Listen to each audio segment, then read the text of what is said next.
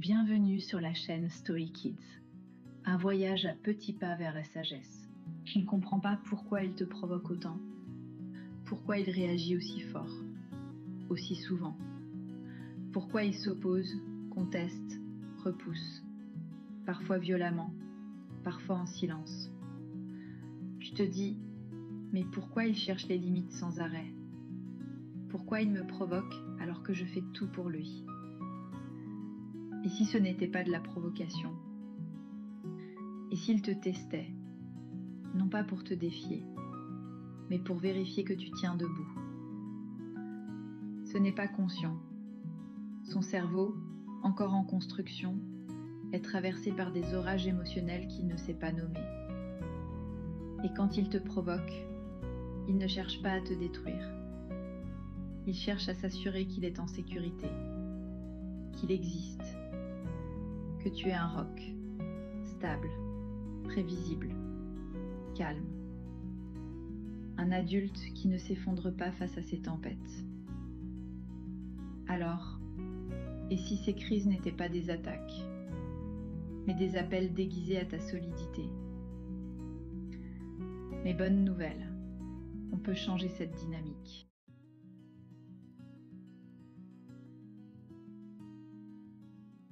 Tu n'es pas seul. Des milliers de parents ressentent cette même impuissance.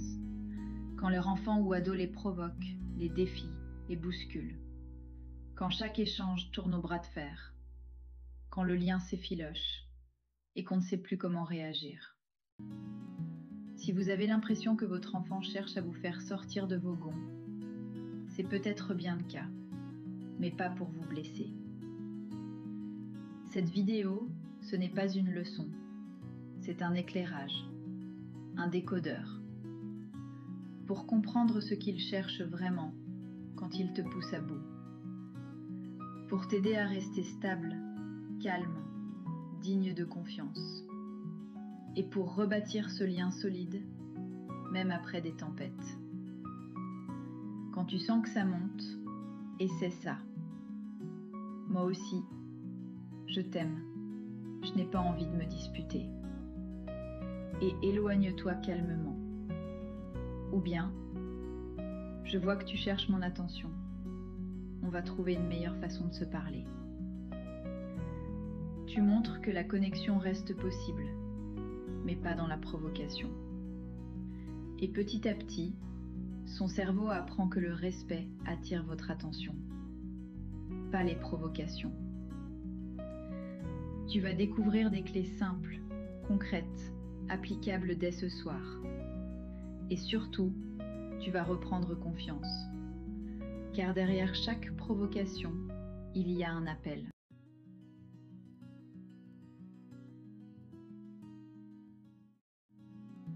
Quand ton enfant ou ton ado te défie, quand il s'oppose, qu'il crie ou qu'il te répond sèchement, tu te dis peut-être qu'il veut te provoquer, qu'il cherche à prendre le dessus. Mais en réalité, ce n'est pas ça. Son comportement est souvent un signe de confiance. C'est avec toi qu'il se permet d'être vrai. Parce qu'il sait qu'avec toi, il ne risque pas d'être rejeté. Il se retient à l'école, avec les copains, avec les autres adultes. Mais à la maison, il relâche la pression. Et ce relâchement, aussi difficile soit-il à vivre, c'est une preuve d'attachement. Ce qu'il te dit, sans le dire, c'est « Je sais que je peux tout te montrer, même mes côtés sombres. » Derrière ce chaos apparent, il y a un message caché. Tiens bon pour deux. Montre-moi que tu restes stable, même quand moi je chavire. Il ne cherche pas à détruire ton calme. Il cherche à vérifier qu'il peut s'y appuyer. C'est une forme de connexion paradoxale. Il teste pour s'assurer que le lien résiste.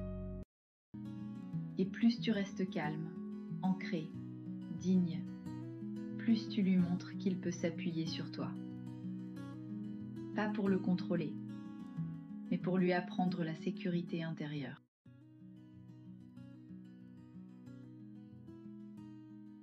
Parfois, ton enfant appuie là où ça fait mal. Pas exprès, mais précisément. C'est plutôt qu'il ressent un manque qu'il n'arrive pas à combler par lui-même. Aide-le à identifier ce besoin, s'il est prêt à le faire. Quand il insiste, qu'il hurle, qu'il provoque, il vient réveiller en toi quelque chose d'inconfortable. Une vieille blessure, une fatigue accumulée, un besoin de contrôle. Et soudain, tu réagis. Trop fort, trop vite. Est-ce que tu t'es déjà entendu dire « Tu vas arrêter, oui ? Tu fais tout pour me faire craquer. » Mais au fond, est-ce que ce n'était pas la journée épuisante, le stress du boulot, les semaines sans pause, ou cette impression constante d'être débordé, jamais à la hauteur? Parfois, ce que l'enfant vient tester, c'est ta propre capacité à rester stable, quand tout vacille. Et ce qu'il attend, sans le dire, ce n'est pas que tu sois parfait. Ce qu'il attend, c'est de voir en toi un adulte qui tient debout, même quand c'est difficile. Quelqu'un qui ne le rejette pas, même quand lui ne sait plus comment se comporter. Quelqu'un qui lui montre qu'il peut être aimé, sans condition. C'est plutôt qu'il a besoin d'une connexion avec toi pour recevoir votre message, ou qu'il a quelque chose d'important à finir. Assure-toi que cette connexion soit agréable et respectueuse pour vous deux. Ce n'est pas une épreuve contre toi. Il n'a pas encore appris à accepter les frustrations inévitables de la vie. Il a besoin de ton soutien pour accepter cette colère et agir de façon acceptable. C'est un appel à ta sagesse. En comprenant les besoins de ton enfant, tu obtiens des clés pour accompagner et comprendre son comportement. Tu n'as pas besoin d'avoir toutes les réponses, juste de choisir une réponse plus douce que ta colère, une présence plus forte que ton envie de fuir. Une relation parent-enfant apaisée repose sur l'empathie, la compréhension et le soutien constant. Et c'est notre mission de parents.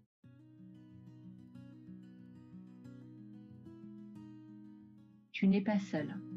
Voilà 3 actions concrètes en lien avec les vertus. Sagesse, tempérance, courage, justice. Chaque clé est simple, applicable dès ce soir. Clé 1. Calme intérieur. Ne pas réagir immédiatement. Il me cherche, il veut me pousser à bout.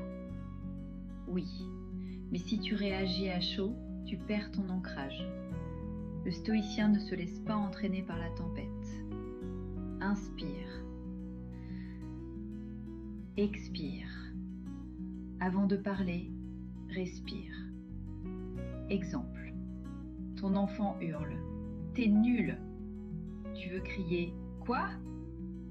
Mais tu prends 2 secondes et tu dis « Je n'aime pas ce ton. Je vais sortir 5 minutes.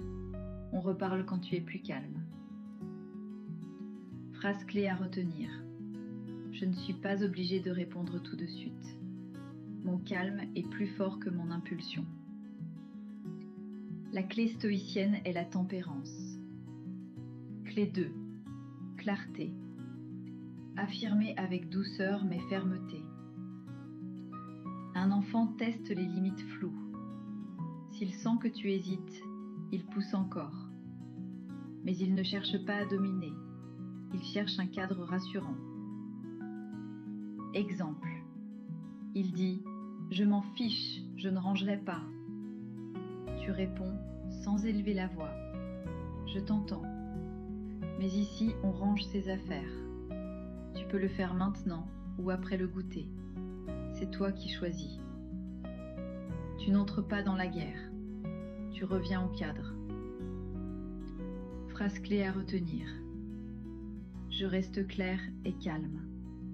c'est la combinaison la plus puissante. La clé stoïcienne est la justice. Clé 3, cohérence. Tenir ta parole, sans punir ni menacer à vide. Un parent incohérent fragilise sa propre autorité. Exemple, tu dis « Si tu continues, on ne va pas au parc ». Il continue, et tu vas quand même au parc. Résultat, ta parole ne compte plus. À l'inverse, une petite conséquence tenue avec calme renforce la confiance. Exemple, tu as choisi de ne pas ranger tes jouets, donc ce soir ils restent dans le panier. Pas besoin de crier, tu montres que tu fais ce que tu dis. Phrase clé à retenir. Ma parole est un repère, pas une menace. La clé stoïcienne est le courage.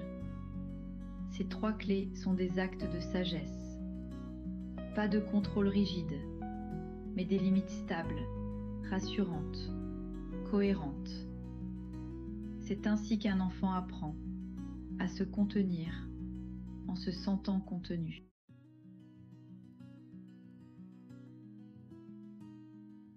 Tu sais maintenant que s'il te teste, ce n'est pas pour te faire du mal. C'est souvent parce qu'il se sent assez en confiance pour le faire. Parce qu'au fond, il espère que tu resteras stable, même quand lui ne l'est plus. Et ça, c'est magnifique. Chaque réaction calme, chaque limite posée sans crier, chaque fois où tu restes ancré alors qu'il s'agite, c'est une leçon silencieuse que tu lui donnes. Il apprend que les émotions ne sont pas des ennemis, que l'amour ne dépend pas du comportement, que grandir, ce n'est pas être parfait, c'est être guidé avec force et douceur à la fois. Tu ne pourras pas empêcher les tempêtes, mais tu peux devenir le phare qu'il cherchera toujours des yeux. Et ce phare, il s'appelle toi. Et toi, qu'est-ce qui te pousse le plus à bout en ce moment? Quelles limites aimerais-tu poser avec plus de calme? As-tu déjà remarqué que ton enfant se lâche plus avec toi qu'avec les autres? Comment tu le vis? Dis-le-moi en commentaire. Ici, on se parle sans masque et on avance ensemble.